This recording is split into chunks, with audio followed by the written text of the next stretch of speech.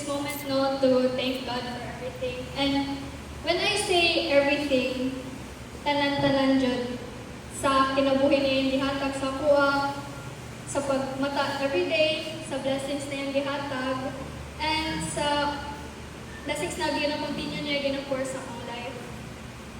Kaya I'll always be grateful for how He sustains my everyday needs and sa constant guidance niya sa ginhatag sa ko wherever I go. So, even man na maka-Facebook challenges sa akong life, okay, I will always remain thankful because I know that God has never left me. And sometimes, no, we may not always notice it, but He has a purpose for everything na nangyayari sa akong life. So, today I chose to praise and honor Him. All glory and honor, praise belong to Him alone. Thank you, that's all.